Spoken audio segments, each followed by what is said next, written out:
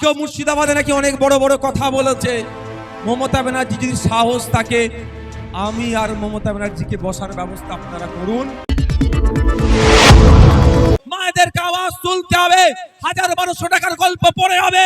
এলাকায় সম্প্রীতি বিনষ্ট করার জন্য শুভেন্দু অধিকারী যেভাবে হিন্দু মুসলমানের বিভেদ লাগানোর জন্য বক্তব্য দিয়ে বেড়াচ্ছে, ওই ব্যাটাটাকে ধরে আগে জেলের মধ্যে ভরাও।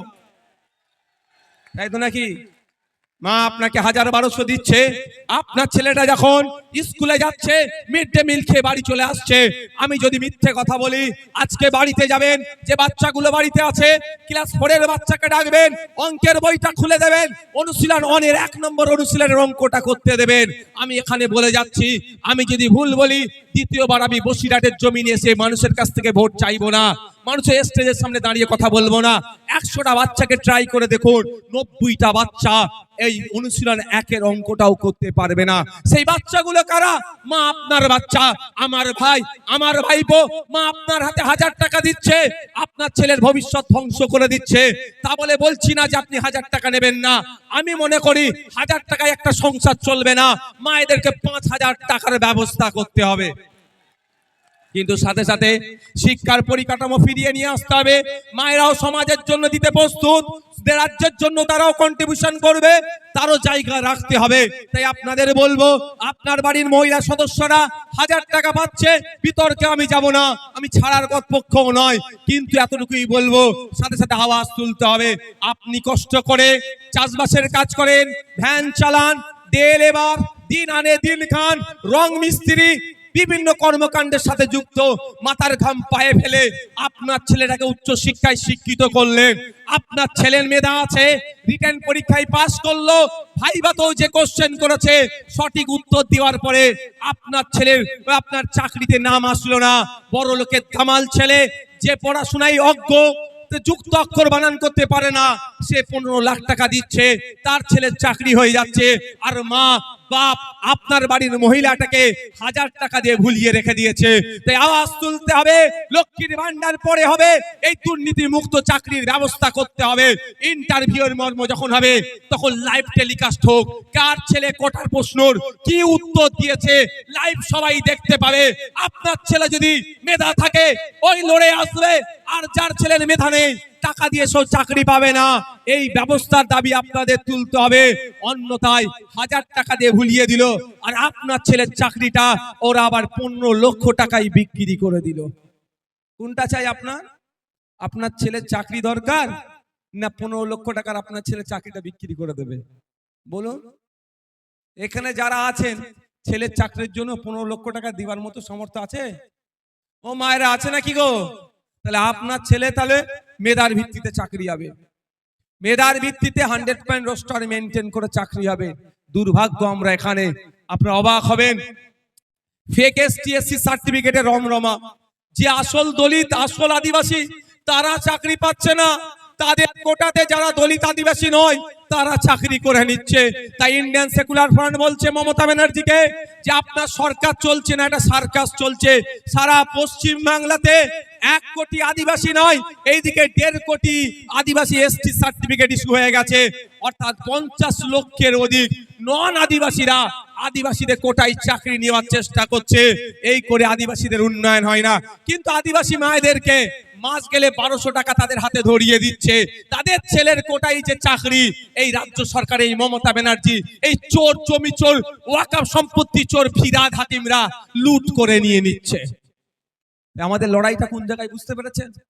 আমাদের লড়াইটা হচ্ছে, যার আদিবাসীর যে চাকরি পাওয়ার দরকার, সে আদিবাসীকে যে চাকরিটা বুঝিয়ে দিতে হবে, যে প্রকৃত দলিত তাকে তার চাকরিটা বুঝিয়ে দিতে হবে।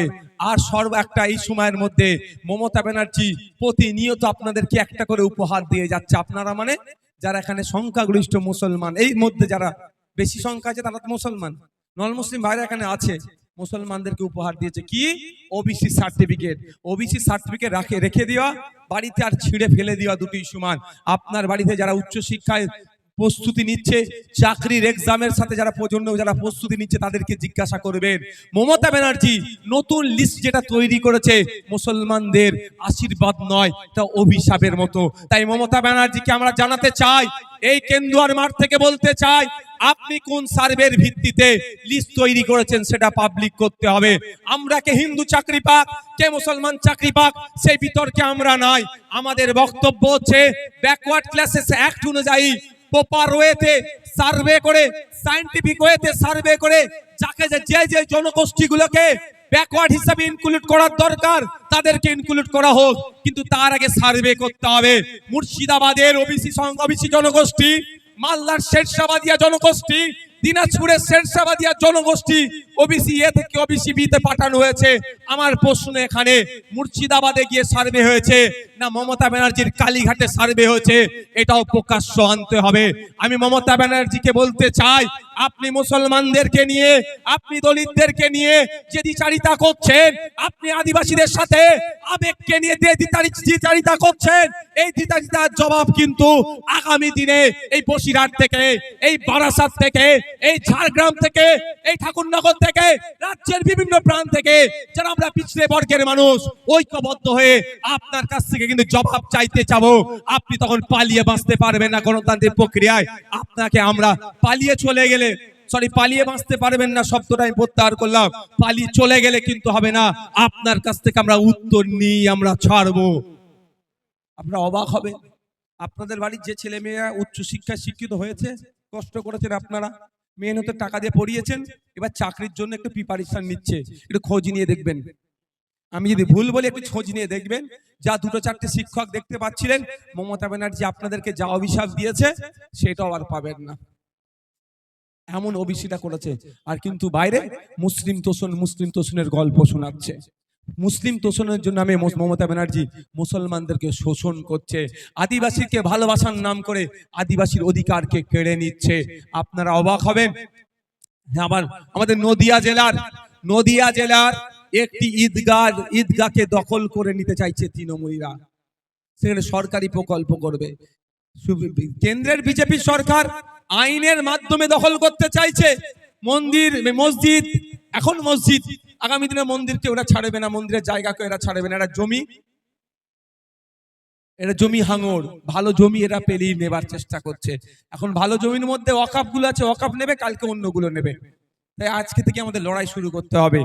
তো যেটা বলছিলাম, ঈদগার জমি দখল করছে কে? তৃণমূলের সরকার, রাজ্য সরকার। বলে যাচ্ছে আপনাদের, আজকেও মুর্শিদাবাদে নাকি অনেক বড় বড় কথা বলেছে। মমতা ব্যানার্জি যদি সাহস থাকে, আমি আর মমতা ব্যানার্জিকে বসার ব্যবস্থা আপনারা করুন।